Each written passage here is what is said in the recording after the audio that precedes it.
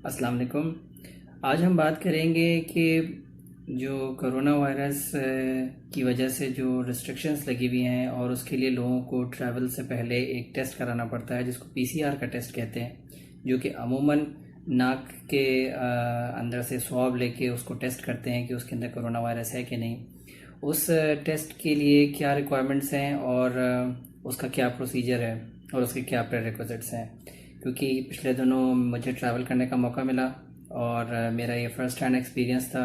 So I would like to share the same experience with you so that you can prepare yourself and you know how to manage this situation. सबसे पहले प्रेरिक्विजिट्स। इस test के करने से पहले आपको दो तीन चीज़ें पता होनी चाहिए। एक ये कि आपका जो अराइवल टाइम है, यानी अगर आप फॉर इंस्टेंस सऊदी अरब से पाकिस्तान से सऊदी अरब आ रहे हैं और सऊदी अरब के अंदर आपका जो लैंडिंग टाइम है, आपको वो लैंडिंग टाइम पता होना चाहिए कि अगर फ्लाइंग टाइम नहीं, डिपार्चर टाइम नहीं, बल्कि लैंडिंग टाइम। जो लैंडिंग टाइम है उससे 48 आवर्स पहले उनको ये टेस्ट की रिक्वायरमेंट होती है। सऊदी एयर हो या इसी तरीके से फ़्लाई दुबई हो या कोई और इंटरनेशनल एयरलाइंस हैं, उनकी अपने स्पेसिफिक रूल्स होते हैं। तो आप उनकी गाइडलाइंस को ज़रूर पढ़ें कि उनको जो पीसीआर टेस्ट चाहिए उसकी टाइम क्या है, कट ऑफ टाइम क्या है। कुछ 48 आवर्स कहती हैं, कुछ 72 आवर्स कहती हैं। हमारे सऊदी अरब के अंदर ये 48 आवर्स ऑनवर्ड्स है। तो अगर लैंडिंग टाइम आपका फॉर इंस्टेंस मंडे को 10:30 बजे सुबह के है, तो आपको उससे 48 घंटे पहले यानी 2 दिन पहले ये टेस्ट कराना होगा। यानी अगर मंडे को है तो आपको सैटरडे को 10:30 बजे के बाद से कोई भी टाइम आप चले जाएं और उस टाइम पे जाके आप वो टेस्ट करा लें। सेंटर्स आपको पता होने चाहिए कि कौन से सेंटर्स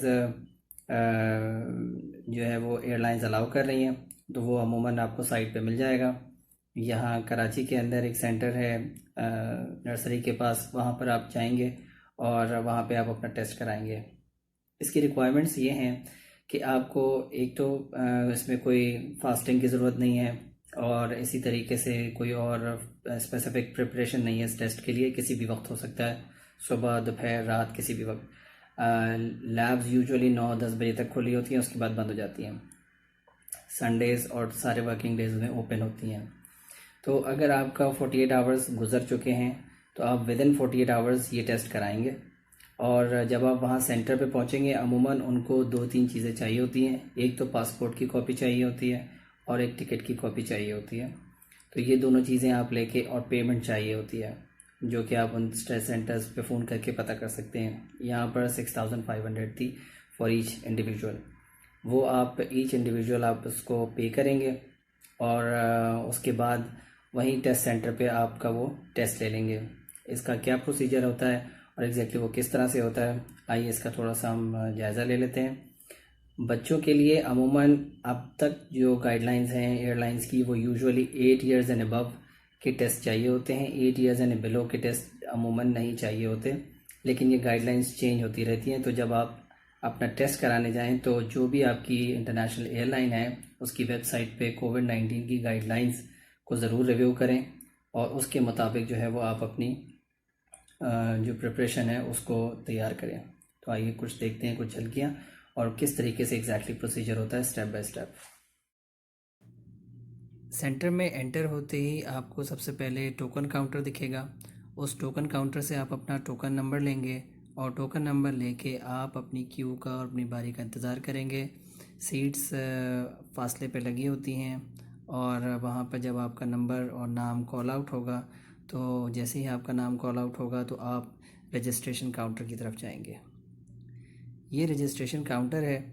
यहाँ पर 4 और 5 काउंटर्स एक्टिव होते हैं। उसमें वो आपकी टिकट की डिटेल्स लेते हैं, आपकी पासपोर्ट की डिटेल्स लेते हैं और उसके बाद वो जब आपका एंटर कर सारा कर लेते हैं तो फिर आपको एक वेटिंग एरिया के अंदर इंतज़ार करने के लिए कहते हैं। ये एक वेल एरेटेड स्पेस एरिया होता है जहाँ पे आपकी सीटिंग अरेंजमेंट्स होती हैं। उस वेटिंग टाइम के दौरान में यहाँ पर एक कैफ़ेटेरिया भी बनाया हुआ है जहाँ पे आप कुछ रिफ़्रेशमेंट की चीज़ें भी ले सकते हैं और पानी वगैरह भी इस्तेमाल कर सकते हैं। उसके बाद जब आपका नंबर आएगा तो आप एक ऐसे केबिन के अंदर जाएंगे जहाँ पर वो आपका सैंपल लेगा।